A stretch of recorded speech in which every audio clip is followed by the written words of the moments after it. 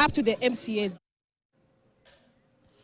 Biwi la simanzi limetanda katika kijiji cha Intalala, Loitoktok, Kajiado Kusini kufuatia kisa cha familia moja kuangamia baada ya nyumba yao kuteketezwa na watu wasiojulikana. Kwa mujibu wa jamaa wa waathiriwa, familia hiyo ya baba, mama aliyekuwa mjamzito pamoja na wana wao wawili walichomeka wote ndani ya nyumba hiyo. Kwa mujibu wa kamanda wa polisi wa eneo la Loitoktok, David Maina, uchunguzi umeanzishwa ili kubaini kiini cha mkasa huo.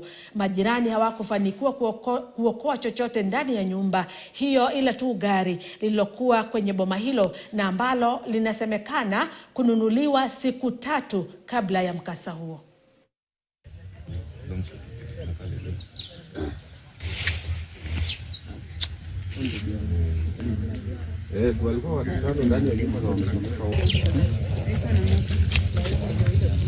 Kitu tuliokuwa tu hapa ni gari. Ndio tuliweza kuokoa. Dunia ilikuwa inaanza kushika moto. Hiyo ndio tulikuwa kuokoa kama majirani wa hapa, lakini watu walikuwa ndani, baba na mama na watoto wawili, watu walishuka ndani. Kwa hivyo moto ilituzidi nguvu. Tunapotoka manyumbani tufike hapa, tulikuwa tumekuta moto imeshazidi nguvu. Tukalemewa. Ikabaki tu ni mshangao. Na hatujui nani ametendea kitendo. Tungeomba tu uchunguzi ifanywe, halafu ijulikane. Hii taarifa nilipopokea ilifanya kunipa mshtuko wa moyo kwa sababu juzi jana Mulelo nilikuwa ninamuona akiwa sambani.